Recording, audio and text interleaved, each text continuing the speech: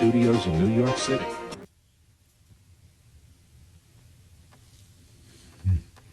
My first old age pensioner. Nice dialogue, though, wasn't it? Yeah. It was a good script. Good script. Who wrote the script? Sensitive. The guy, Paul Andrew Williams, who directed it. Yeah, wrote it and directed it. Yeah. Yeah. And what's the significance of the song?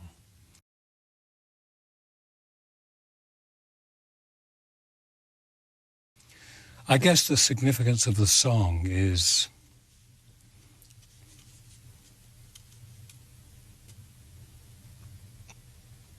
that people are hearing it, kind of other than him, other than her. He's singing. I guess it's symbolic, you know, that he kind of finally understands that by just being nasty to everybody other than her, he's moving away from like the love, harmony and beauty within himself, you know. So when he sings, obviously it's for her, but it's being listened to by everybody. What was your relationship with your father?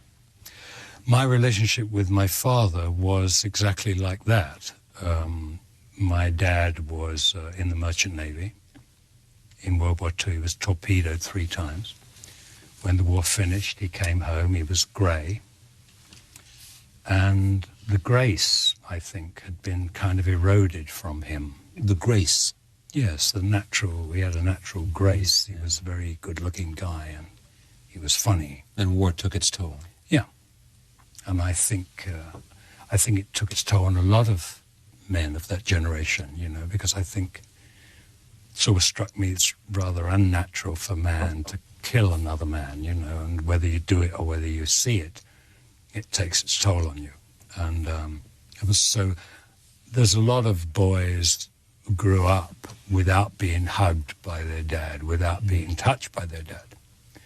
And that was my experience, you know, so I didn't really base it on my dad, but I thought if I get in trouble, I'll think about Tom. I'll think what Tom would have done.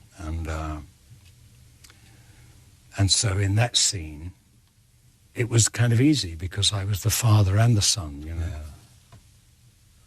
And until his death, did you hear him say it? There was one thing, there's only really one thing.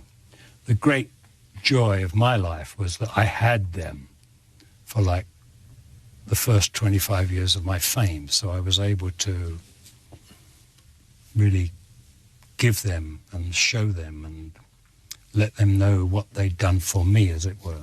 And he never really praised me, he never complimented me, he never talked about what I was doing. But in my kind of middle years when I was up against it, and I was kind of selling things to, you know, get money for the week, and I was asked to go to Rome to meet some people, and they gave me a ticket. And I went down to see my folks and to tell them I'm going to be away for a couple of weeks, I'm going to Rome. My mother said, "Oh, you got a job?" I said, "Well, I haven't got a job, but I've got an interview and I've got a ticket." Oh, I said, "It's a cheap ticket, but, you know, it's a good trip." And my mother later told me that when I left, my dad said, "Listen, Ethel, get some money out the bank. He shouldn't be travelling up the back. Put him up front." Yeah. So that's that was love. the only... Yes. That's love. Yes, exactly.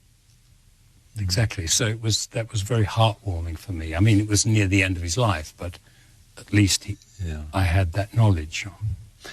It is such fundamental narrative of certainly father-son, I think. I'm not sure if it's the same with daughters. I don't know. Yeah. But I was an only child, so I had the benefit of a washing of love for me. And I'm sure it shaped me in some way. But I've heard this story 1,000 times. Yeah. 1,000 times. Yeah, sure. You know, my father, I knew he loved me, but he didn't tell me. Yeah. I knew he cared, but I didn't feel it. I knew, you know. Now, some of it is men get caught up in their work, and they, you know, and women as well, you know, especially when more and more women in the workforce. But you would think that at some point we'd all get wiser. But it goes every generation. My friends who are fathers, make me rather kind of envious, because I see men of my generation being wonderful with their sons. And Yes. I'm mindful of how wonderful it must be, and I'm mindful of how I would have been had I had the love of a father. Yeah. But I had more than enough for my mother, Right. because, behind every successful man, they say, is a forceful woman, which was certainly the case in my case. But I think that generation, I get it a lot when I go out and I do little talks with the audience after the movie. I get so many men say that. And I think it was a kind of generation thing, that it was somehow sissy to kind of show your emotions in some way, Yeah. I mean, and it's, that's the absurdity of it all, isn't it? Yeah. It's strength to be able to show your emotions. Yeah, exactly. But there's not a lot of guys who would contribute to that. What wouldn't you do over? What wouldn't I do?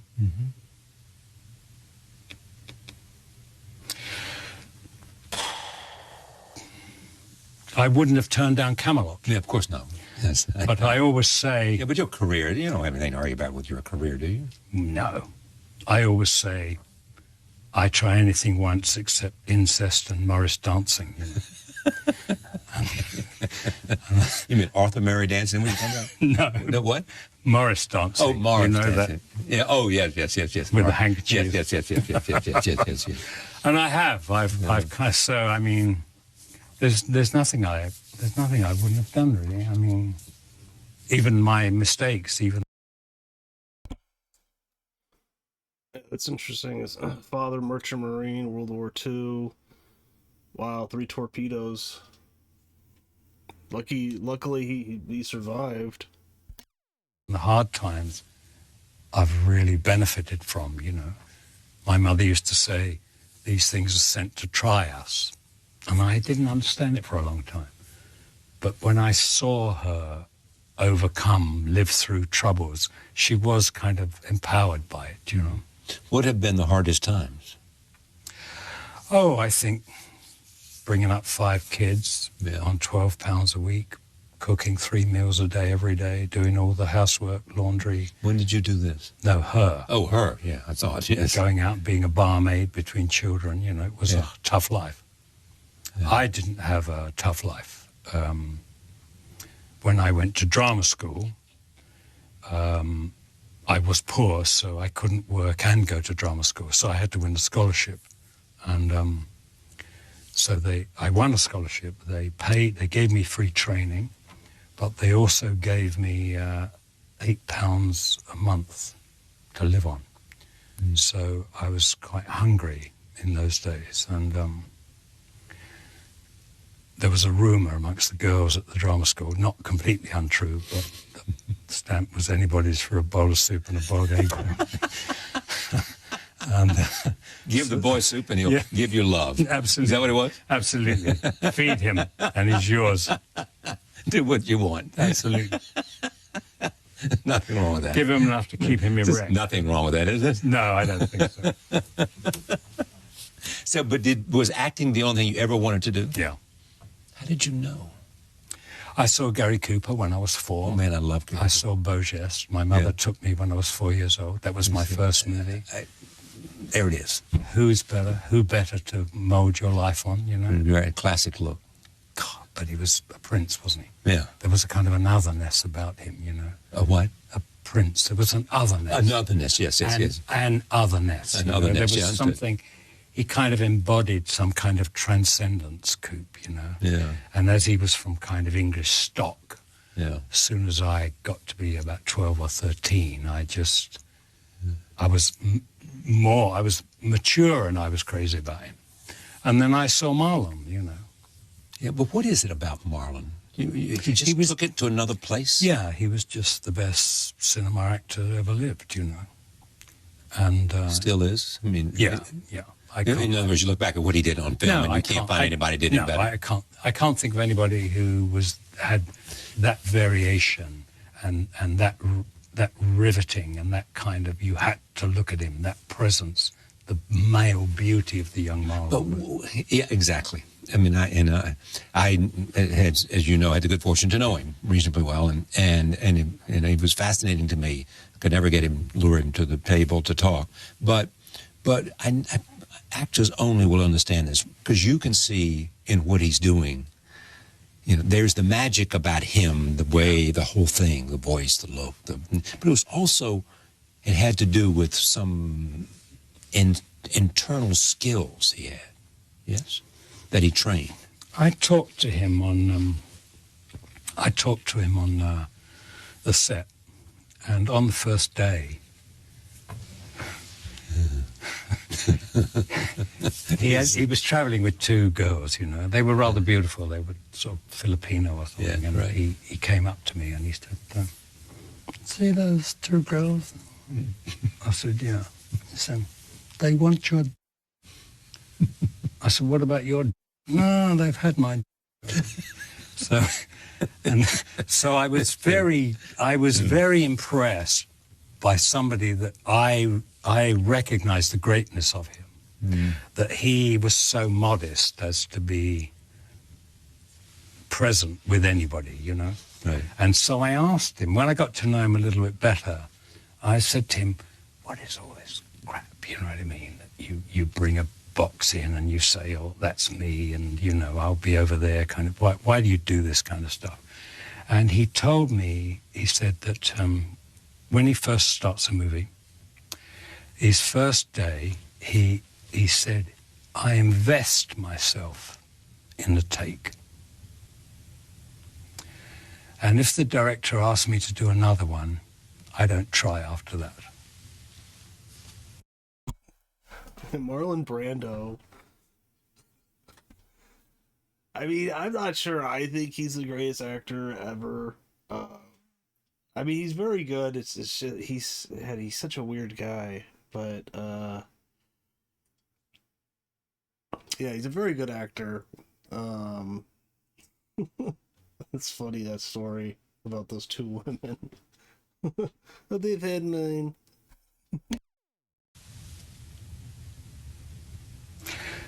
So it's Marlon, right? Right. I've got it from Marlon's mouth, you know. So I'm thinking, yeah, I understand what he means. I invest myself in a take. That's what I do. I invest myself in a take.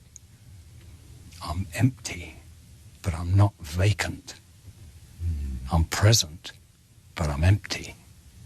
And that's what I consider investing myself in a take. Yeah. So when I was with Marlon, when I was talking to Marlon, I'd cough and a spit on screen with him.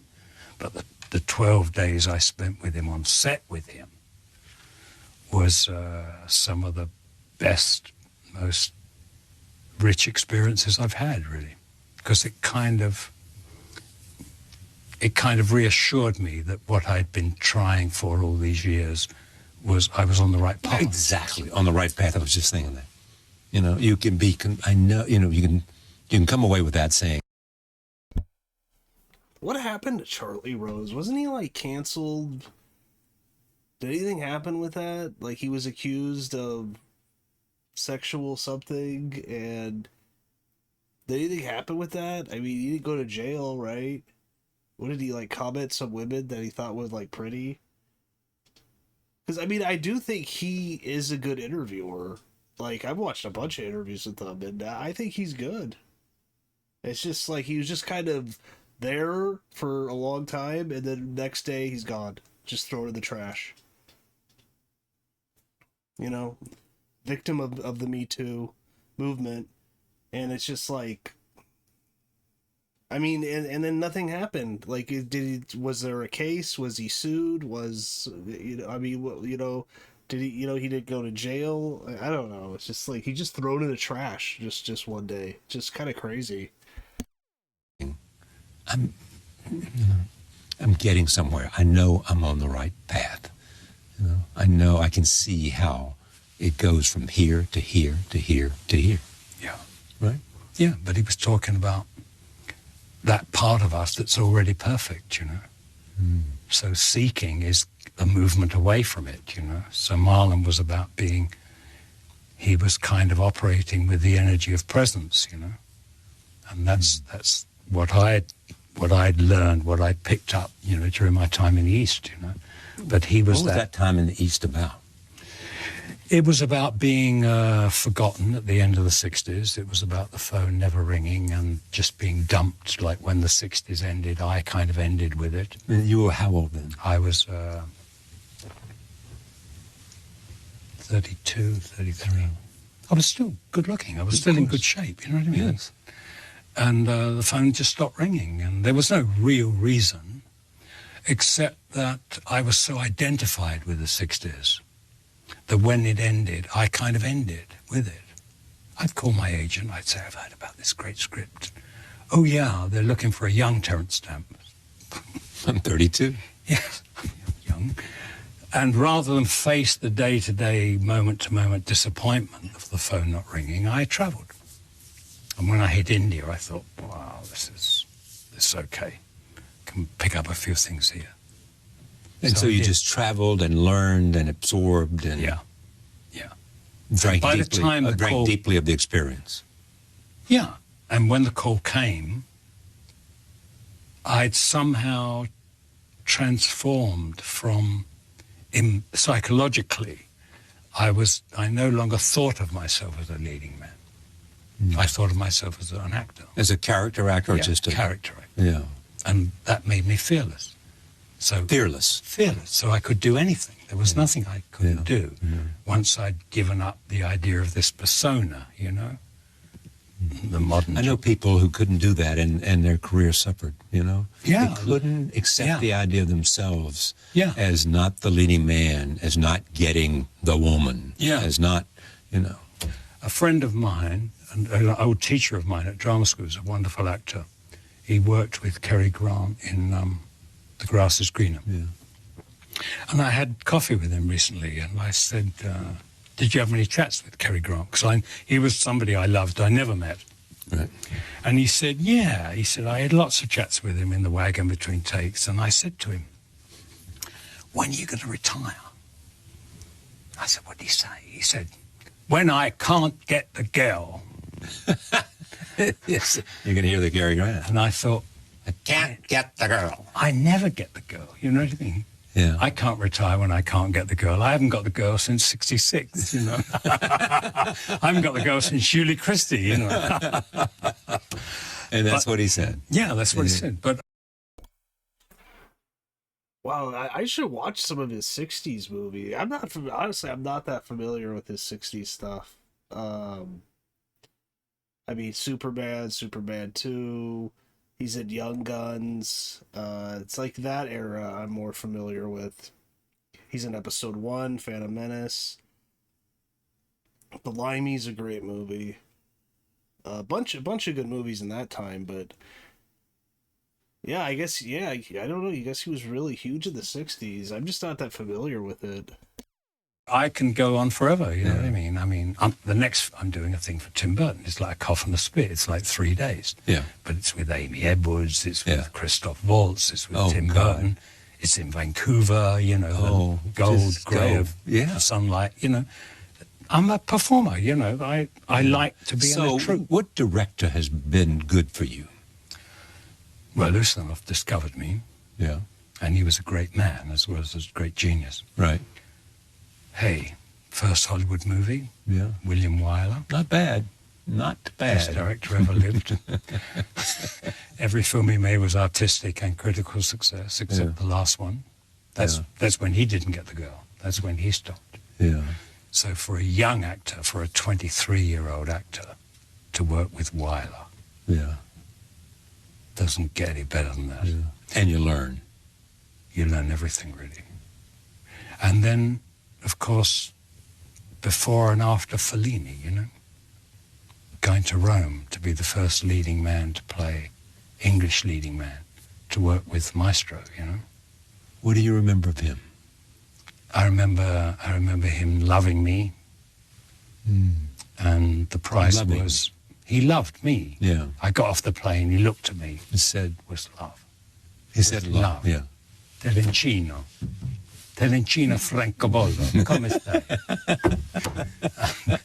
And the price was, you had to love him, but that wasn't hard. Yeah. And I remember him under the camera, in the close-up, under the camera, Yeah. squeezing my knee, giving me his energy, you know, Yeah. giving me Fellini power, you know, look in my eyes. So, And that's genius. yeah. That's a man who loves actors, you know. Yeah. You can tell the difference, can't you? If the director loves actors. Oh, sure.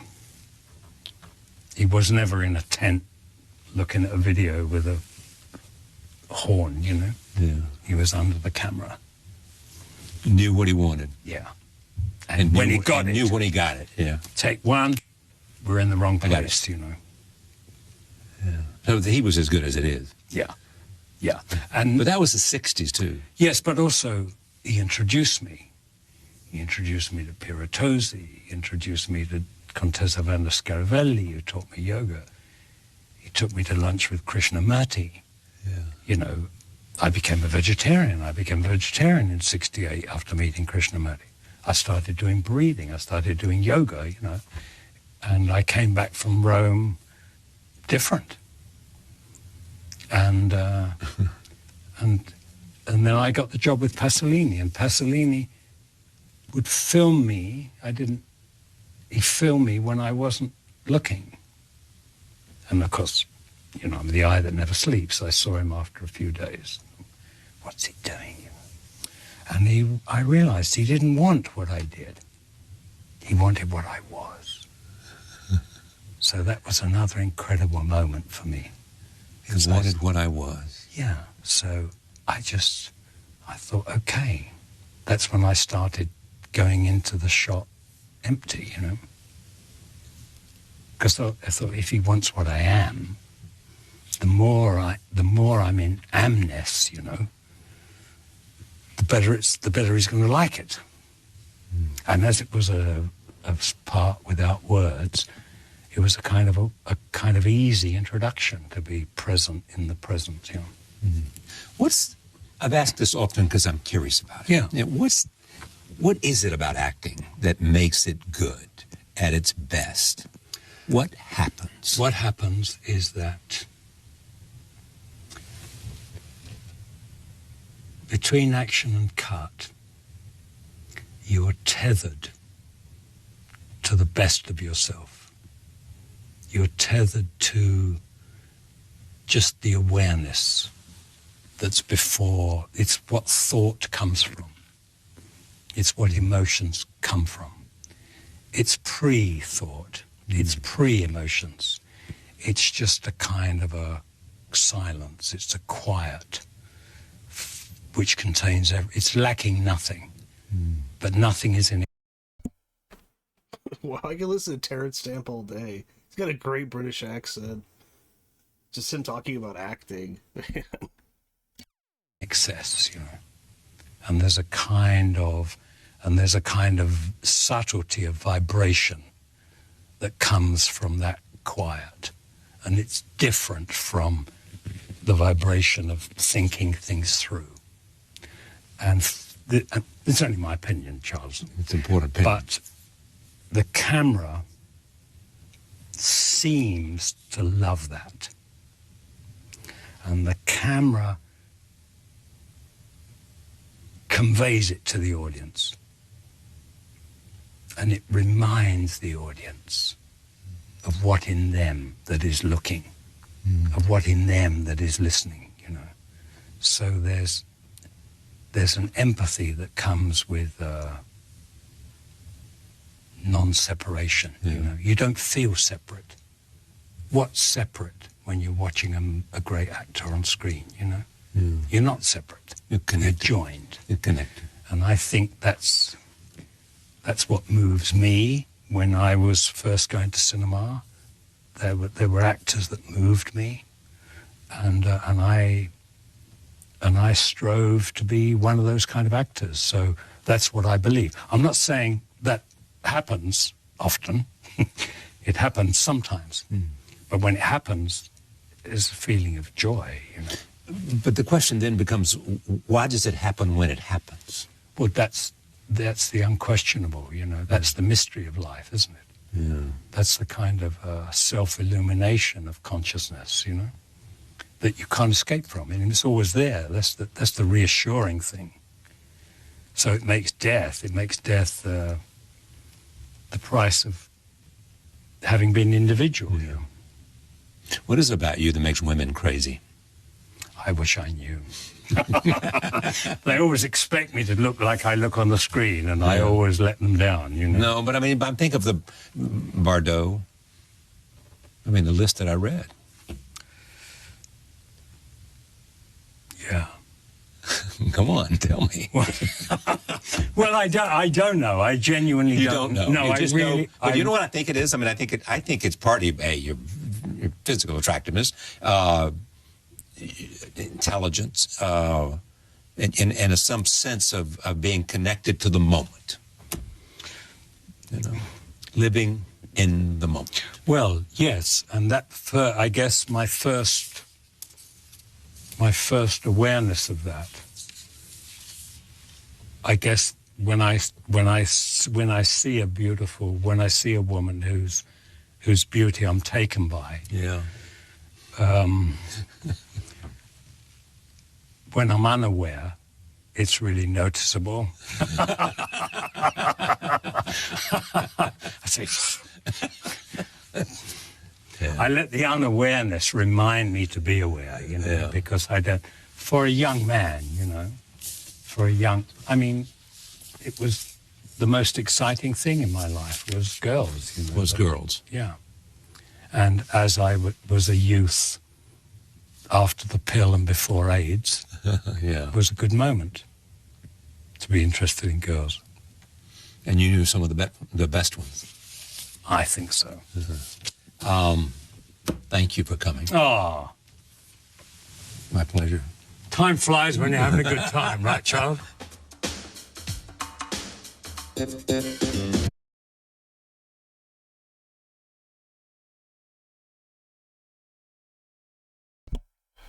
All right, well, so it was a good interview. I didn't realize that. I thought it was the whole thing was with Terence Stamp, but yeah, it's a good interview. Great actor. He just died. I think he was 87, but great actor. So many good movies. I think I'm gonna go back and watch some of his older movies. But yeah, I could just listen to him talking for ages. So. And great, you know, Charlie Rose, great interview. I mean, what happened to him? It just seemed like just one day they just kicked him off and you never heard from him again. So, but yeah. Anyways, cheers to Terence Stamp. Great actor, General Zod. You know, he'll always be probably the most iconic General Zod. I like what Michael Shannon did too, but there's something regal about Terence Stamp, something very English, and just when he's on screen you pay attention. So, but yeah, that's about it. Like, comment, subscribe. Let me know below your favorite Terence Stamp movie. So, see you next time.